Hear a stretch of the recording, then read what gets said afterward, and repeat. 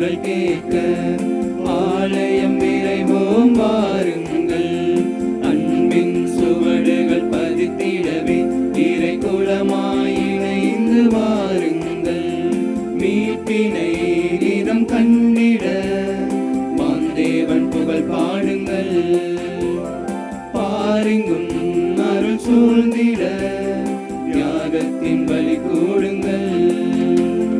அழைக்கும் இறைவன் குரல் கேட்க ஆலயம் விரைவோம் வாருங்கள்.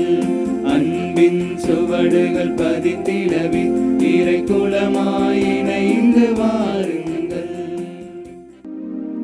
தந்தை மகன் தூயாவியாரின் பெயராலே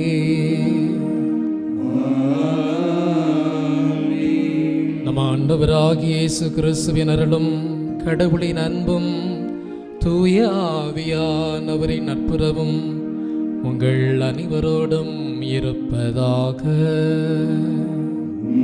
ஆன்மாவோடும் இருப்பாராக. திருப்பலி முன்னுரை. அன்பின் இறை குலமே, மக்களினங்களிடையே இஸ்ரேல் என்னும் ஒளி ஒளிர்ந்திட அவர்கள் அழைக்கப்பட்டு பாதுகாக்கப்பட்டு எவ்வாறு ஊழியர்களாக தேர்ந்து கொள்ளப்பட்டார்கள் என்பதையும் தமக்கு நிகழவிருப்பதை முன்பே அறிந்த இயேசு உள்ளம் கலங்கியவராய், நம்மில் ஒருவன் என்னை காட்டிக் கொடுப்பான், மற்றொருவனோ என்னை மறுதலிப்பான் என்பதையும் இன்றைய வாசகங்கள் தெளிவுபடுத்துகின்றன. இக்கல்வாரி பலியில் நாமும் இயேசுவை உள்ளம் கலங்க வைக்காமல் இருக்க நாம் சொல் செயல் சிந்தனைகளை மாற்றிக்கொள்ள வரம் கேட்டு ஜெபிப்போம். தூய மறை நிகழ்வுகளை தகுதியோடு ஒப்புக் கொடுக்க நம் பாவங்களை ஏற்றுக்கொண்டு மனம் வருந்தி மன்னிப்பு கேட்போம். எல்லாம் வல்ல இறைவனிடமும் சகோதர சகோதரிகளிடமும் நான் பாவி என்று ஏற்றுக்கொள்கிறேன். ஏனெனில் என் சிந்தனையாலும் சொல்லாலும் செயலாலும் கடமையில் தவறியதாலும் பாவங்கள் பல செய்தேன். என் பாவமே என் பாவமே என் பெரும் பாவமே. ஆகையால் இப்பொழுதும் கனியான புனித மரியாதையும் வானதூதர் புனிதர் அனைவரையும் சகோதர சகோதரிகளையும் நம் இறைவனாகிய ஆண்டவரிடம் எனக்காக வேண்டிக் கொள்ள மன்றாடுகிறேன். எல்லாம் வல்ல இறைவன் நம்மீது இரக்கம் வைத்து நம் பாவங்களை மன்னித்து நிலையான பேரின்பத்திற்கு நம்மை அழைத்து செல்வாராக. ஆமென்.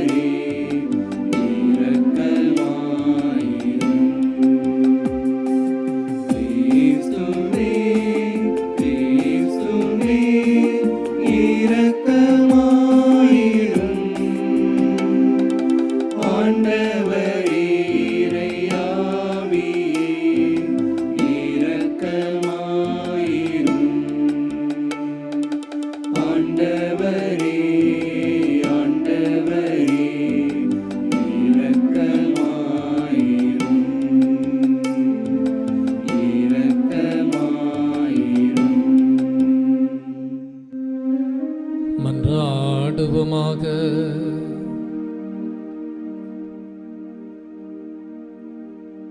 என்றென்றுமுள்ள எல்லாம் வல்ல இறைவா, ஆண்டவருடைய பாடுகளின் மறை நிகழ்வுகளை நாங்கள் கொண்டாட செய்தருளும். இவ்வாறு நாங்கள் மன்னிப்பை பெற்றுக்கொள்ளும் தகுதி பெற அருள்வீராக. உம்மோடு தூயாவியாரின் ஒன்றைப்பில் இறைவனாய் என்றென்றும் வாழ்ந்து ஆட்சி செய்கின்றவர் வழியாக உம்மை மன்றாடுகின்றோம்.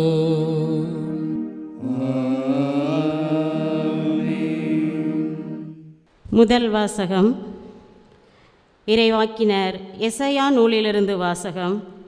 அதிகாரம் 49, இறைவசனங்கள் 1 to 6 வரை. தீவு நாட்டினரே, எனக்கு செவி கொடுங்கள். தொலைவாழ் மக்களினங்களே, கவனியுங்கள். கருப்பையில் இருக்கும்போதே ஆண்டவர் என்னை அழைத்தார். என் தாய் வயிற்றில் உருவாகும் போதே என் பெயர் சொல்லி கூப்பிட்டார். என் வாயை கூரான வாள் போன்று ஆக்கினார். தம் கையின் நிழலால் என்னை பாதுகாத்தார். என்னை பளபளக்கும் அம்பு ஆக்கினார். தம் அம்பரா தூணியில் என்னை மறைத்து கொண்டார். அவர் என்னிடம், நீயே என் ஊழியன், இஸ்ரேலே, உன் வழியாய் நான் மாற்றியுருவேன் என்றார். நானோ, வீணாக நான் உழைத்தேன், வெறுமையாகவும் பயனின்றியும் என் ஆற்றலை செலவழித்தேன். ஆயினும் எனக்குரிய நீதி ஆண்டவரிடம் உள்ளது. என் பணிக்கான பரிசு என் கடவுளிடம் இருக்கின்றது என்றேன். யாக்கோபை தம்மிடம் கொண்டு வரவும், சிதறொன்ற இஸ்ரேலை ஒன்று திரட்டவும் கருப்பையிலிருந்தே ஆண்டவர் என்னை தம் ஊழியனாக்க உருவாக்கினார். ஆண்டவர் பார்வையில் நான் மதிப்பு பெற்றவன். என் கடவுளே என் ஆற்றல். அவர் இப்பொழுது உரைக்கின்றார். அவர் கூறுவது, யாக்கோபின் குலங்களை நிலைநிறுத்துவதற்கும் இஸ்ரேலில் காக்கப்பட்டோரை திரும்பி கொணர்வதற்கும் நீ என் ஊழியனாக இருப்பது எளிதன்றோ? உலகம் முழுவதும் என் மீட்பை அடைவதற்கு நான் உன்னை பிற இனத்தாருக்கு ஒளியாகவும் ஏற்படுத்துவேன். ஆண்டவரின் அருள்வாக்கு. இறைவனுக்கு நன்றி. பதிலுரை பாடல் பல்லவி. நாள்தோறும் உமது மீட்பை எடுத்துரைக்கும் என் வாய், நாள்தோறும் உமது மீட்பை எடுத்துரைக்கும். ஆண்டவரே, உம்மிடம் நான் அடைக்கலம் புகுந்துள்ளே. ஒருபோதும் நான் வெட்கமுற விடாதேயும். உமது நீதிக்கேற்ப என்னை விடுவித்தருளும். எனக்கு நீர் செவி சாய்த்து என்னை மீட்டுக் கொள்ளும்.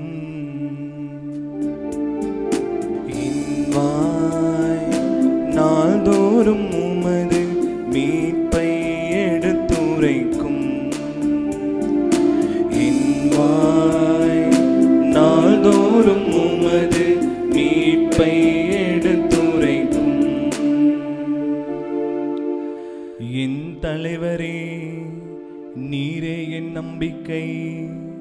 ஆண்டவரே, இளமை முதல் நீரே என் நம்பிக்கை. பிறப்பிலிருந்து நான் உம்மை சார்ந்துள்ளேன். தாய் வயிற்றிலிருந்து நீர் என்னை பிரித்தெடுத்தீர். உம்மையே நான் எப்போதும் புகழ்ந்து போற்றுவேன். என் வாய், நாள்தோறும் உமது மீட்பை எடுத்துரைக்கும் என் வாய், நாள்தோறும் உமது மீட்பை எடுத்துரைக்கும். என் வாய் நாள்தோறும் உமது நீதியையும் நீரருளும் மீட்பையும் எடுத்துரைக்கும். அருட்செயல்களை என்னால் கணிக்க இயலாது. கடவுளே, என் இளமை முதல் எனக்கு கற்பித்து வந்தீர். இனி வரும் நாள்களிலும் வியத்தகு செயல்களை அறிவிப்பே. என் வாய், நாள்தோறும் உமது மீட்பை எடுத்துரைக்கும் என் வாய், நாள்தோறும் உமது மீட்பை எடுத்துரைக்கும். ஆயன் தன் மந்தையை காப்பது போல ஆண்டவர் நம்மை காக்கின்றார். ஆயன் தன் மந்தையை காப்பது போல ஆண்டவர் நம்மை காக்கின்றார். பரம தந்தைக்கு கீழ்ப்படுகின்ற எங்கள் அரசே போற்ற பெறுக. அடிக்க கொண்டு போகப்படும் சாந்தமான செம்மறி போல நீர் சிலுவையில் அறையப்பட கொண்டு செல்லப்படுகிறீர்.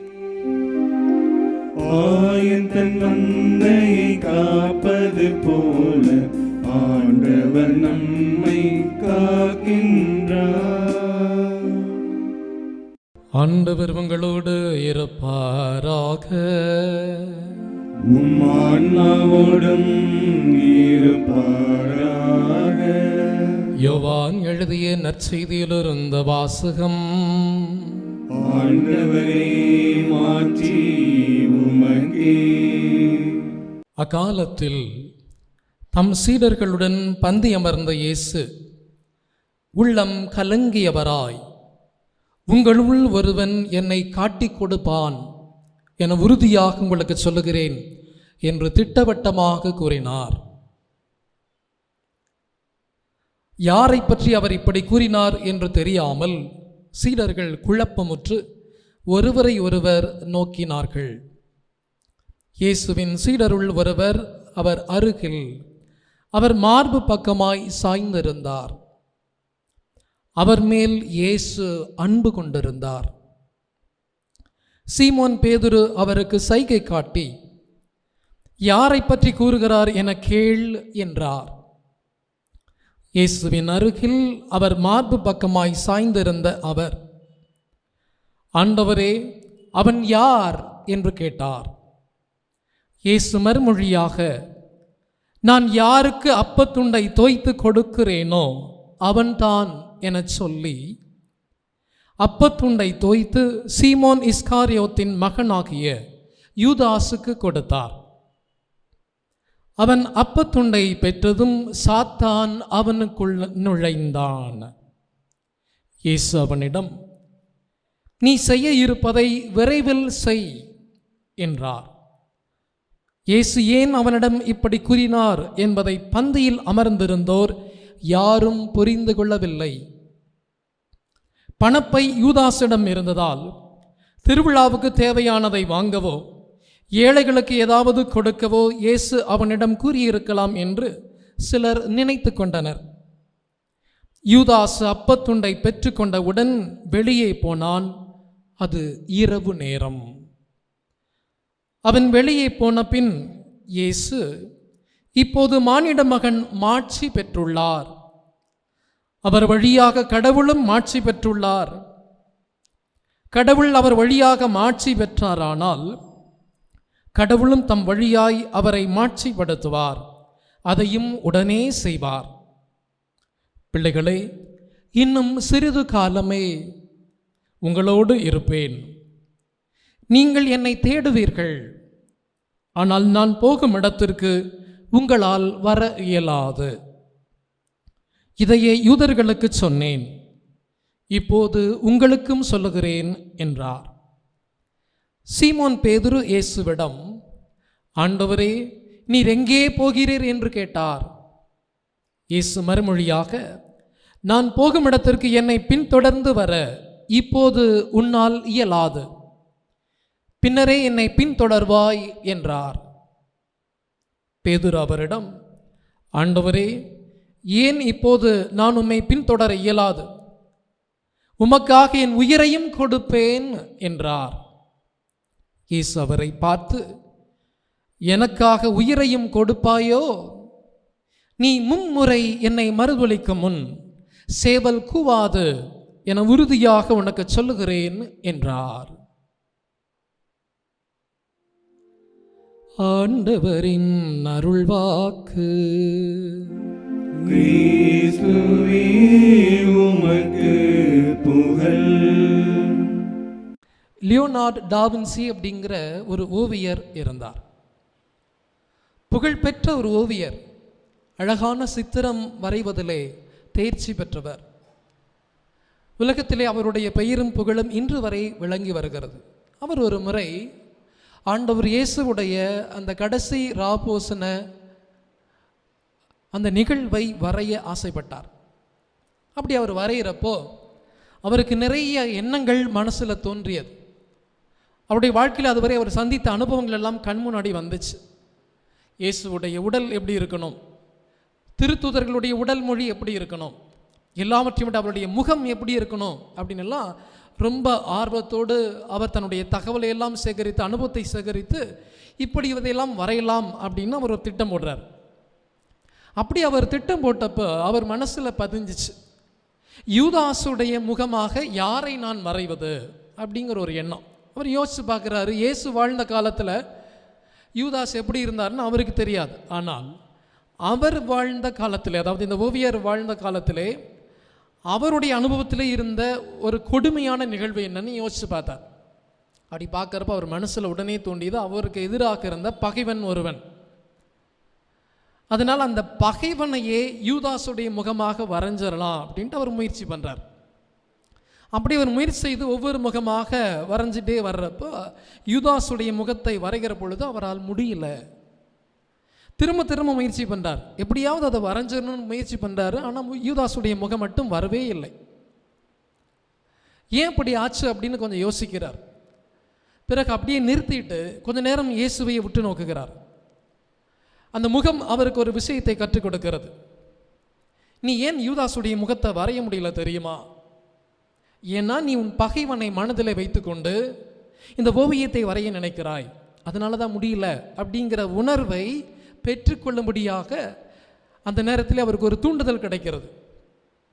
உடனே அந்த நேரத்தில் அந்த ஓவியர் சற்று நிறுத்தி நிதானித்து விட்டு தன் பகைவனை சந்திக்க ஆசைப்படுகிறார். அவனை சந்தித்து, இயேசு ஆண்டவர் எனக்கு இதை கற்றுக் கொடுத்திருக்கிறார், முதலில் நான் அதை உனக்கு தருகிறேன்னு சொல்லிட்டு அந்த பகைவனை நண்பனாக ஏற்றுக்கொள்ளுகிறார். அந்த பகையை மறந்து மன்னிக்கிறார். அதன் பிறகு அந்த ஓவியத்தை வரைகிறார். மிக அழகான ஓவியமாக அது போற்றப்படுகிறது. Praise the Lord. இயேசுவே உமக்கு புகழ், இயேசுவே உமக்கு நன்றி.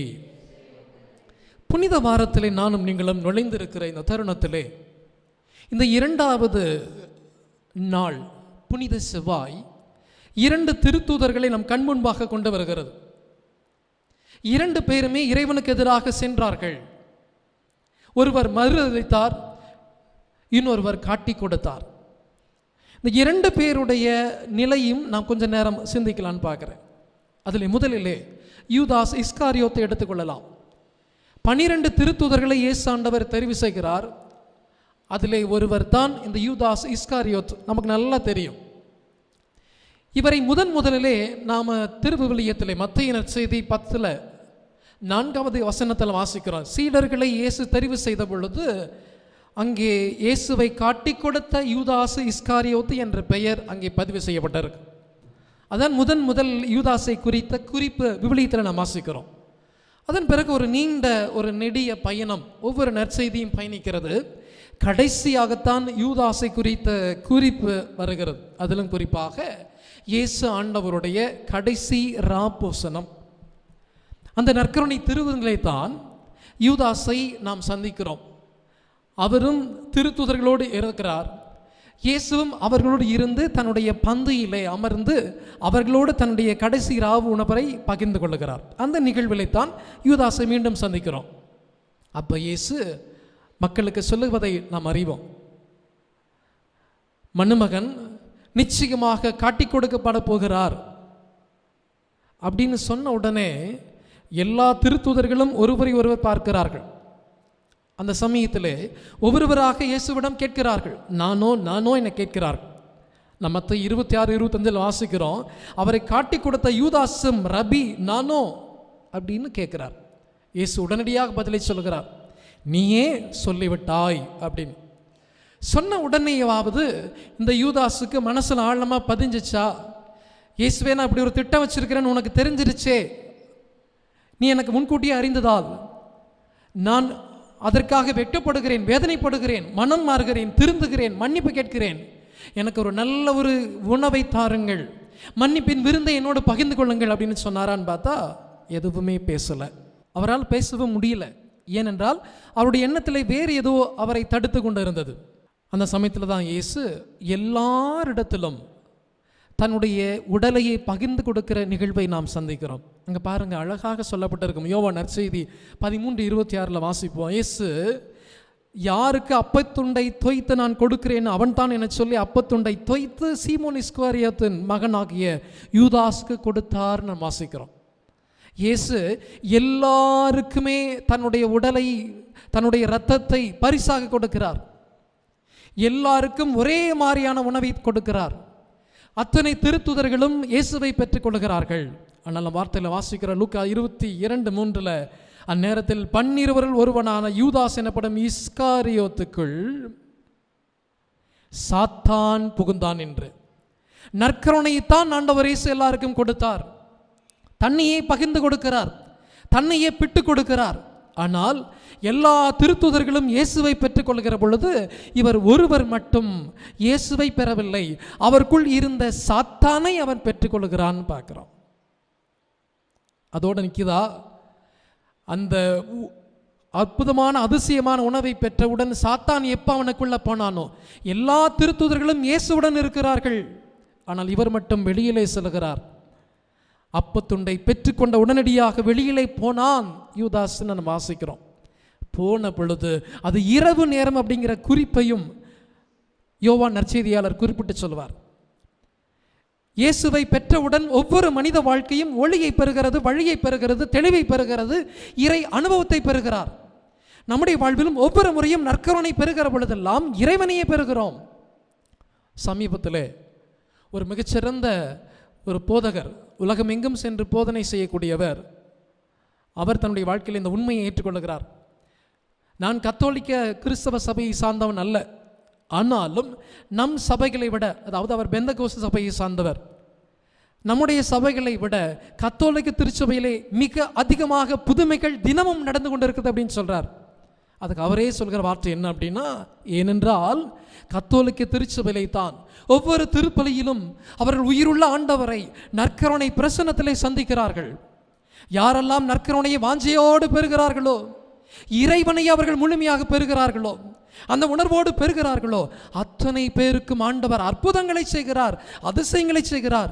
நற்கருணை திருவிருந்து நோயில்லாத வாழ்வை ஒவ்வொரு கத்தோலிக்க கிறிஸ்துவருக்கும் தருகிறது என்று சொல்லி ஒரு பெந்தகோஸ்து பாஸ்டர் அற்புதமான வகையில் ஏற்றுக்கொள்ளுகிறார். இயேசுவுக்கு பிரியமானவர்களே, 11 திருத்தூதர்களுக்கும் கிடைக்காத ஒரு அனுபவத்தை இந்த யூதாசு பெறுகிறான். என்ன அனுபவம்? சாத்தானுடைய அனுபவம். காரணம், அது இயேசுடைய நற்கருணையிலே குறைபாடு என்று அல்ல, மாறாக இவனுடைய மனசில் இருந்த எண்ணங்கள் அவனை இயேசுவுக்கு அருகிலே அல்ல, உலகத்தின் இருளிலே தள்ளுகிறது. அப்படியே வெளியில் போனால் என்ன செய்கிறான்? லூக்காஸ் 22:4 வாசிக்கிறோம். யூதாசு தலைமை குருக்களிடமும் காவல் தலைவரிடமும் சென்று அவர்களுக்கு இயேசுவை காட்டி கொடுப்பதை பற்றி ஆலோசனை செய்கிறான்னு பார்க்கிறோம். ஆலோசனை எதற்காக? இயேசுவை காட்டி கொடுப்பதற்காக. இதெல்லாம் எப்பொழுது நடக்கிறது? நற்கருணை பெற்ற பின்பு. விளையாட்டாக சில சமயத்தில் நான் நீங்களும் பேசிக்கிறத கேட்டிருப்போம். நான் இப்போ கோயிலுக்கு நேரமாச்சு, பூசைக்கு நேரமாச்சு, போயிட்டு வந்து உன்னை நான் வச்சுக்கிறேன், உன்னை நான் கவனிச்சுக்கிறேன், இப்படி நம்ம சொல்வதை கேட்டிருப்போம். யூதாஸ் அதுபோல தான். நற்கருணையை எல்லாரும் பெற்றார்கள், இவன் இயேசுவை பெறாமல் வேற எதையோ அவனுடைய தாக்கத்தில் பெற்றுவிட்டு வெளியிலே செல்கிறான். இருளின் நேரத்திலே அவன் காட்டி கொடுக்க திட்டமிடுகிறான். தன்னை யார் அழைத்தாரோ, தனக்கு யார் மீட்பு தரப்போகிறாரோ, இந்த உலகத்தினுடைய மீட்புக்காக யார் மறிக்கப் போகிறாரோ அவரையே காட்டி கொடுக்க திட்டமிடுகிறான். நம்முடைய வாழ்விலும் இது போல ஒரு சிலரை சந்திக்கலாம். நமக்கு எதிராகவும் ஒரு சில சதி செயல்கள் செய்வதற்காக திட்டமிடுகிற நபர்களையும் நாம் சந்திக்கலாம். இதற்கெல்லாம் சிறந்த உதாரணம் யூதாஸ் இஸ்காரியோத்து. அவனை எப்படி காட்டி கொடுக்கலாம், அவர் எப்படி காட்டி கொடுக்கலாம் என்று அவர்களோடு ஆலோசனை செய்து உடனடியாக நாம் வாசிக்கிறோம். 26:49 மத்தேயு நற்செய்தியில் அவன் நேராக இயேசுவிடம் சென்று ரபி வாழ்க அப்படின்னு சொல்லிட்டு இயேசுவை முத்தமிடுகிறான். இந்த முத்தம் பரிசுத்தமானதா? இந்த முத்தம் இயேசுவை ஆண்டவர் என அறிக்கை செய்ததா அப்படின்னு பார்த்தா அது காட்டி கொடுப்பதற்காக, காசை பெறுவதற்காக, இந்த உலகத்தினுடைய இருளினுடைய உச்சகட்டமாக மொத்தமுமாக யூதாஸ் அந்த செயலை செய்கிறான். அதனால் என்ன ஆச்சு? அவனுக்குரிய பரிசு கிடைக்கிறது. இயேசுவுக்கு அப்பொழுதுதான் சிலுவை பாடுகள் ஆரம்பமாகிறது. அதனால் அதன் பிறகு மத்திய நற்செய்தியில் வாசிக்கிறோம். அப்படி யூதாசு போயிட்டானா அப்படின்னு பார்த்தா இரண்டாவது பகுதி காட்டி கொடுத்தாச்சு, இயேசுவை முத்தமிட்டாச்சு, அவனுக்குரிய காசும் கிடச்சிருச்சு. அதுக்கப்புறம் என்ன ஆச்சு? மிக முக்கியமான பகுதி அதுதான். மத்தேயு 27:3 வாசிக்கிறோம். இயேசு தண்டனை தீர்ப்பு அடைந்ததை கண்டபோது அவரை காட்டி கொடுத்த யூதாசு மனம் வருந்தி தலைமை குருக்களிடமும் மூப்பர்களிடம் 30 வெள்ளிக்காசுகளை திருப்பி கொண்டு வந்து கொடுக்கிறான் பார்க்கிறோம். எந்த காசுக்காக இயேசுவை கடவுளை காட்டி கொடுத்தானோ அதே காசு எனக்கு வேண்டாம் அப்படின்னு சொல்லிட்டு திருப்பி கொண்டு வந்து கொடுக்கிறான். ஆனால் அவர்களோ அதை ஏற்றுக்கொள்ளவில்லைன்னு பார்க்குறோம். அதுக்கப்புறம் என்ன ஆச்சு? திருத்துதர் பணிகள் புத்தகம் 1:24 வாசிக்கிறோம். ஆண்டவரே, அனைவரின் உள்ளங்களையும் அறிபவரே, யூதாசு திருத்தொண்டையும் திருத்தூது பணியும் விட்டாகென்று தனக்குரிய இடத்தை அடைந்து விட்டான் அப்படின்னு வார்த்தை சொல்லும். தனக்குரிய இடத்தை அடைந்து விட்டான்னா என்ன இடம்? மத்தேயு 27:5 சொல்லித் தருகிறது. அவன் எந்த காசை பெற்றுக்கொண்டானோ அதே வெள்ளி காசை கோவிலிலே எறிந்து விட்டு புறப்பட்டு போய் தூக்கு போட்டு கொண்டான் அப்படின்னு பார்க்குறோம். இயேசுவிலே பிரியமான சகோதரர்களே, இதுதான் யூதாசுடைய நிலைமை. ரெண்டாவது திருத்தூதர் இன்னைக்கு நாம் வாசிக்க கேட்டது பேதுருடைய வாழ்க்கையில். அவரும் 12 திருத்தூதர்களில் ஒருவராக ஆண்டவர் இயேசுவால் பெயர் சொல்லி அழைக்கப்பட்டவர். மீனவராக இருந்த அவருக்கு இயேசு ஆண்டவர் கொடுத்த அழைப்பின் பொழுது, இனி நான் உன்னை மனிதர்களை பிரிப்பவர்களாக மாற்றுவேன் சொன்னார். சொன்னபடி இயேசு அவருடைய வாழ்க்கையிலே மாற்றத்தை ஏற்படுத்தினார். அதன் பிறகு தொடர்ந்து பல அனுபவங்களை பார்க்கிறோம்.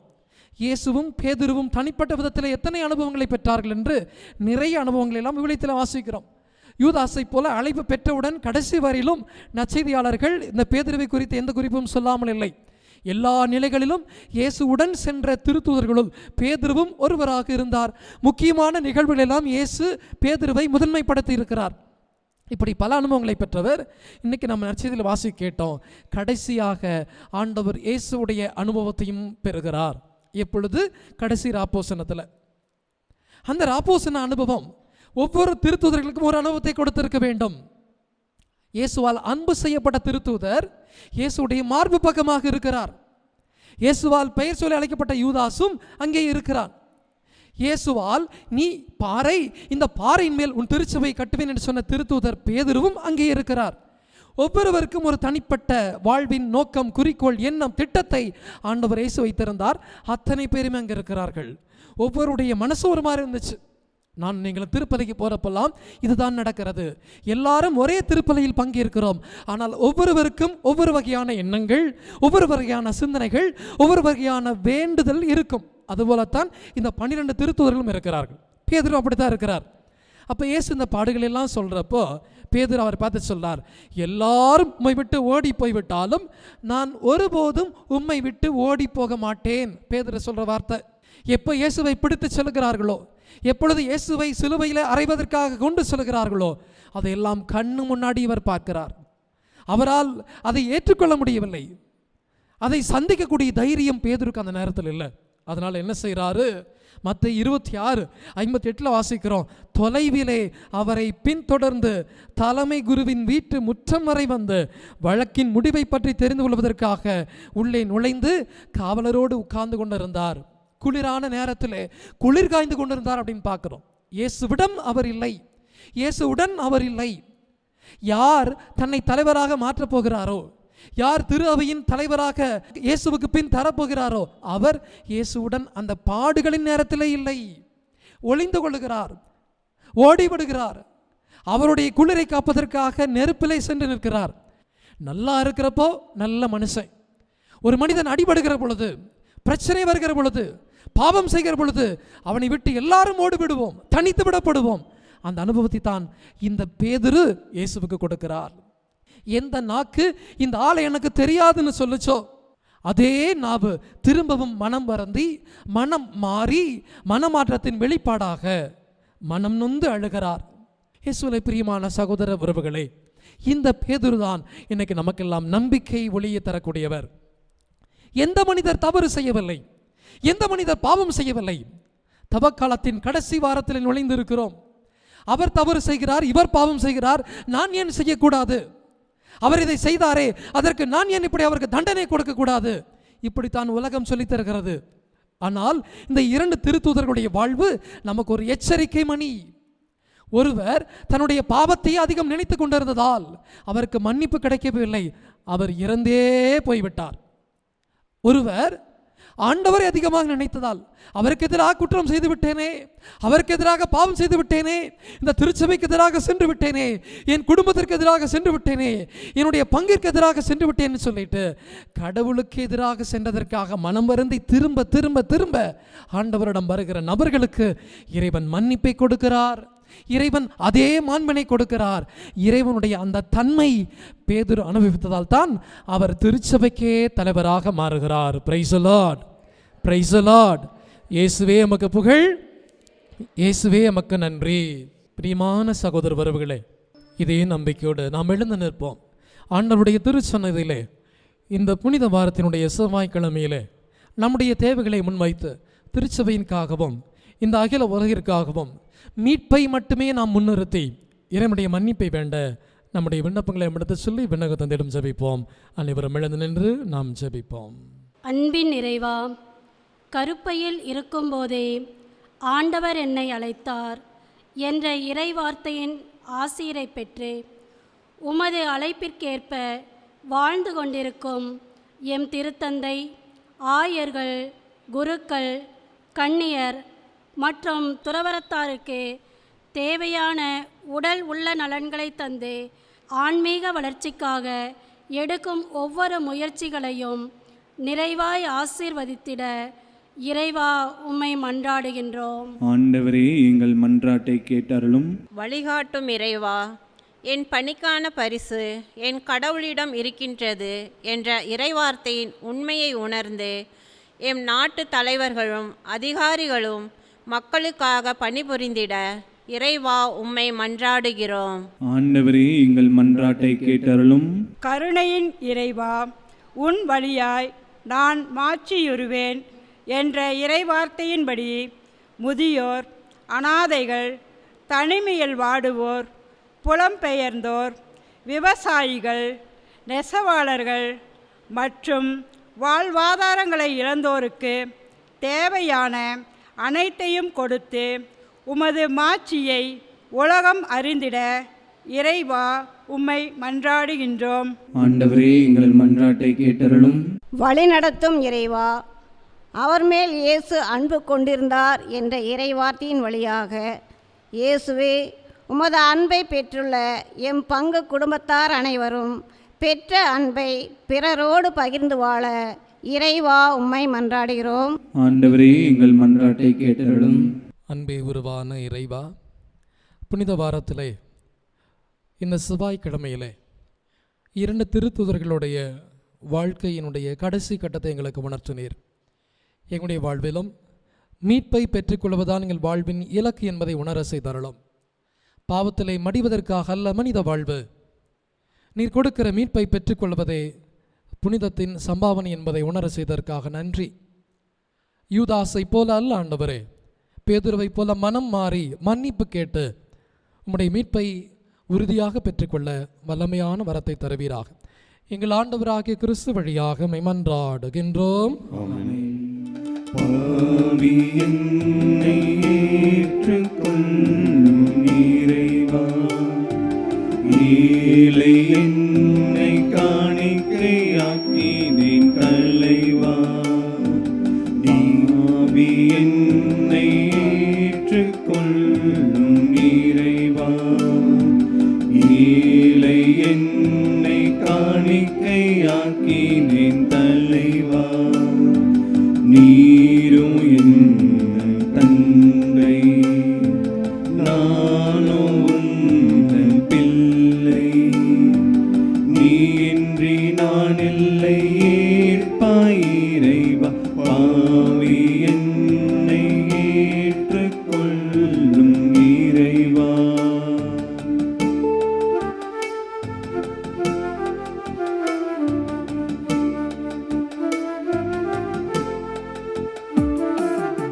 உலகிலே நான் செய்த பாவங்கள் என்னில் அடங்காது. உன்னை மறந்து நான் வாழ்ந்த வாழ்க்கை சொல்லில் அடங்காது.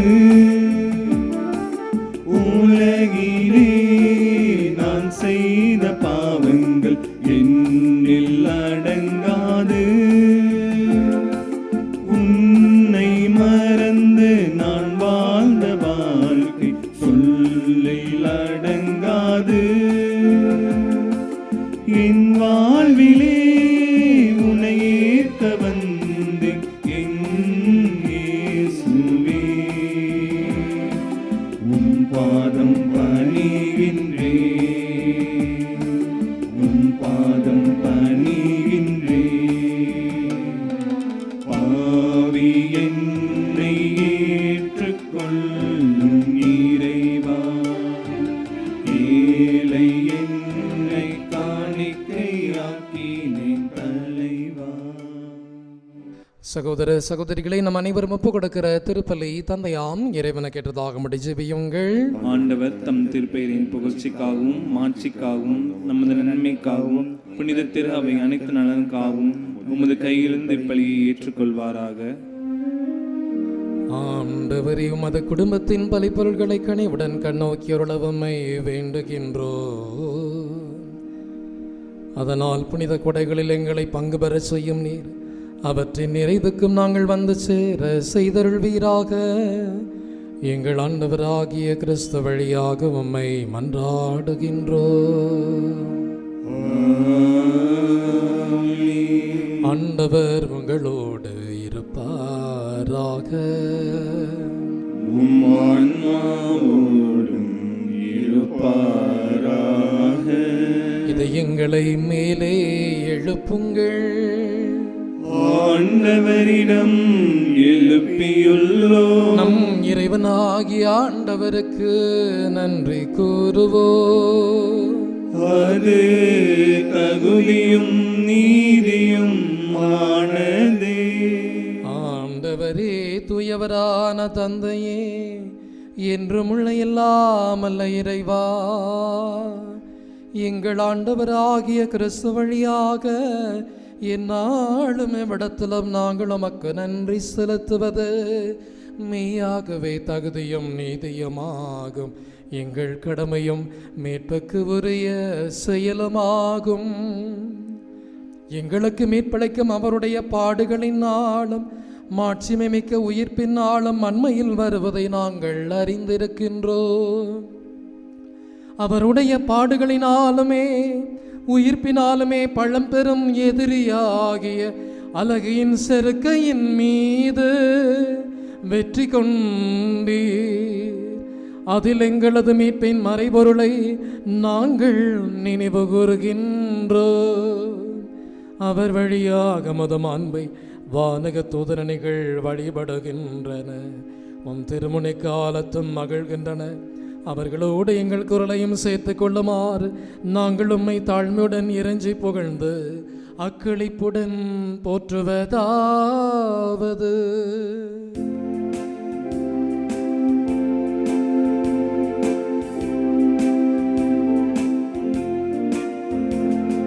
தூயவர் தூயவர் தூயவர், வான்படைகளின் கடவுளாம் ஆண்டவர். தூயவர் தூயவர் தூயவர், வான்படைகளின் கடவுளாம் ஆண்டவர். விண்ணகமும் மன்னகமும் உமது மாட்சியால் நிறைந்துள்ளன. உன்னதங்களிலே ஓர் சன்னா, உன்னதங்களிலே ஓர் சன்னா. ஆண்டவர் பெயரால் வருகிறவர் ஆசி பெற்றவர். உன்னதங்களிலே ஓர் சன்னா, உன்னதங்களிலே ஓர் சன்னா.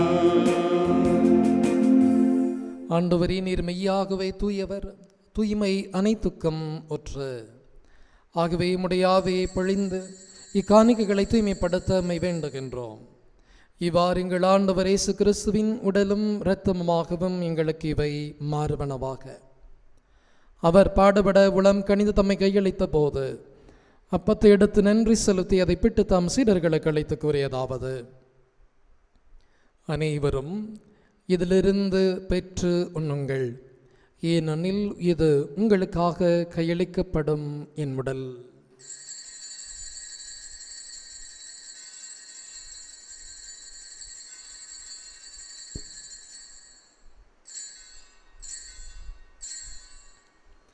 அவன் நம்மை இரவு விருந்தை அருந்திய பின் கிண்ணத்தையும் எடுத்து மீண்டும் உமக்கு நன்றி கூறி தம் சீடர்களுக்கு அளித்தவர் கூறியதாவது: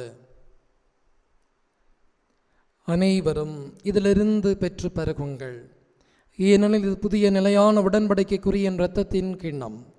இது பாவ மன்னிப்புக்கென்று உங்களுக்காகவும் பலருக்காகவும் சிந்தப்படும். இதை என் நினைவாக செய்யுங்கள்.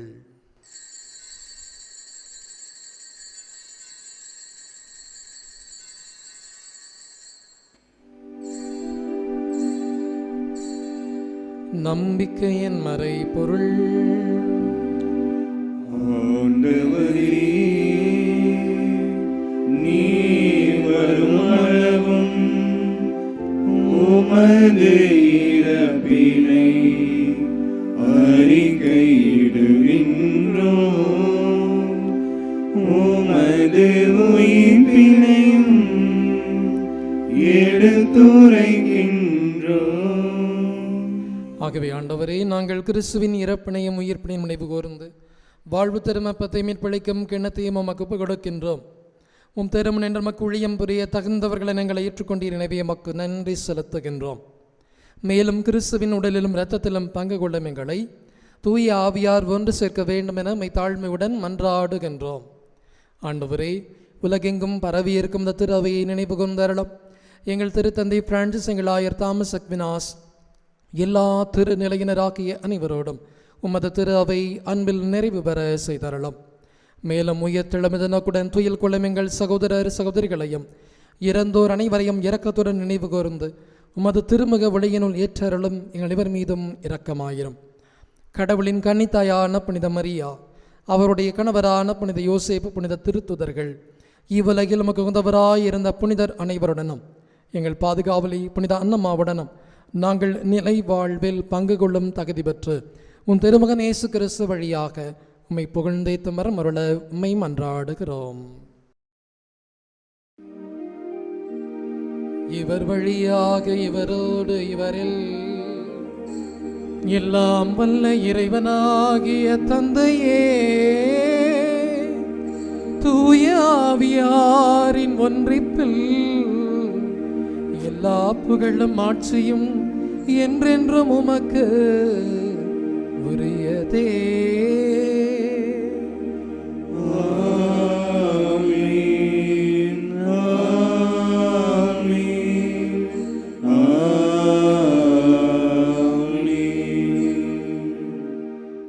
மனமாற்றம் பெற்று வாழ்வை திருத்தி அமைத்து கொள்ள, மீட்பை உறுதியாக பெற்றுக்கொள்ள விண்ணக தந்தையிடம் ஜெபிப்போம்.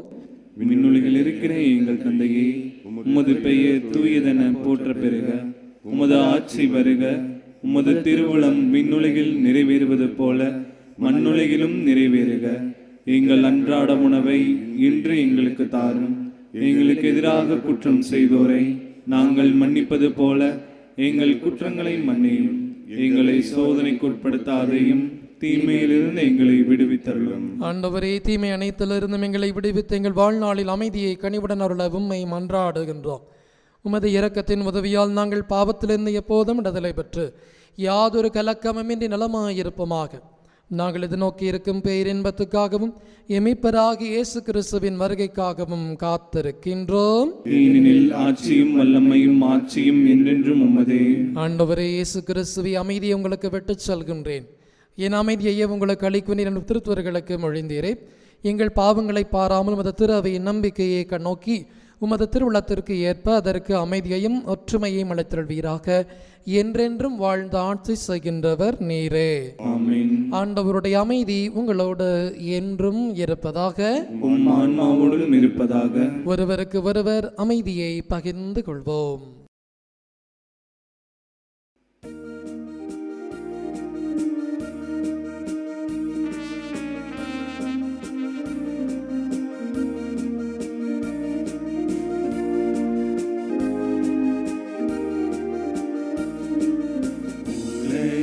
பாவம் போக்கும் இறைவனின் செம்மறியே,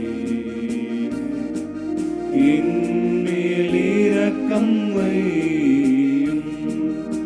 உலகின் பாவம் போக்கும் இறைவனின் செம்மறியே, என் மேல் இரக்கம் வையும். உலகின் பாவம் போக்கும் இறைவனின் செம்மறியே, எமக்கு அமைதி அருளும், எமக்கு அமைதி அருளும். இதோ இறைவனின் செம்மறி, பேதுருவை மன்னித்து ஏற்றுக்கொண்டவர், மீட்பை எதிர்கொண்டிருக்கிற நம் ஒவ்வொருவரையும் மன்னித்து இந்த நற்கருணை திருவிருந்தலை அவருடைய பாதையில் அழைத்து செல்ல வருகிறார். இந்த விருந்திலை கலந்து கொள்ள காத்திருக்கிற எல்லாரும் பேறு பெற்றவர்கள். ஆண்டவரே, நீர் என் இல்லத்தில் எழுந்தருள நான் தகுதியற்றவன். ஆனால் ஒரு வார்த்தை மட்டும் சொல்லியருளும், எனது ஆன்மா நலமடையும்.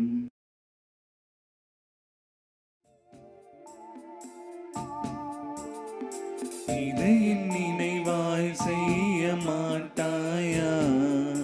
இன்னுடலை உண்டு உயர மாட்டாயா? இதை என் நினைவாய் செய்ய மாட்டாயா? இன்னுடலை உண்டு உயர மாட்டாயா? குருதி அருந்தி திருந்த மாட்டாயா? என் குருதி அருந்தி திருந்த மாட்டாயா? என்னை போல வாழ மாட்டாயா? நீ என்னை போல வாழ மாட்டாயா? இதை என் நினைவாய் செய்ய மாட்டாயா? என் உடலை உண்டு உயர மாட்டாயா? மன்றாடுவோமாக.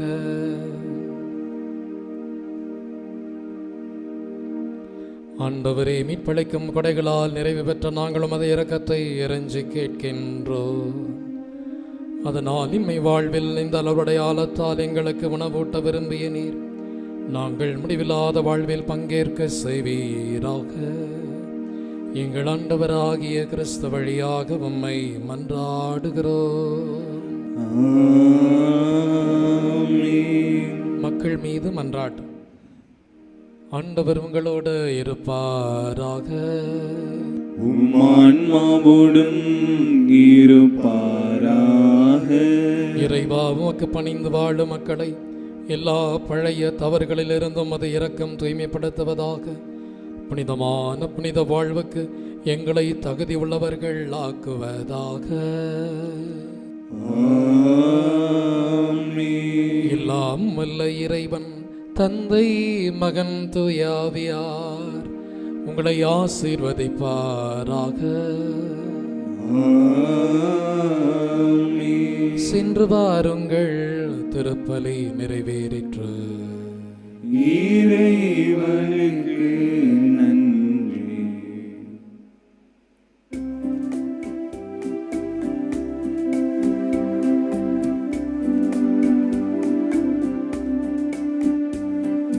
அன்னையே அன்னம்மாளே, இறையருள் ஓவியம் நீயே. அன்னையே அன்னம்மாளே, இறையருள் ஓவியம் நீயே. காரிருள் நீக்கிடும் நிலவே, தாயருள் தந்திடும் முகிலே. காரிருள் நீக்கிடும் நிலவே, தாயருள் தந்திடும் முகிலே. நம்பினேன் நம்பினேன் அன்னம்மாளே, நம்புவேன் நம்புவேன் உம் பிள்ளையை. நம்பினேன் நம்பினேன் அன்னம்மாளே, நம்புவேன் நம்புவேன் உம் பிள்ளையை.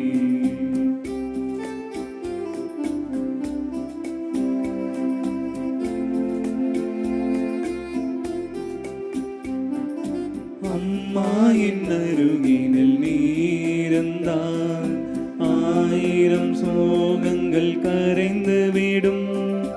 அம்மா என் அருகினில் நீருந்தால் ஆயிரம் சோகங்கள் கலைந்து விடும்.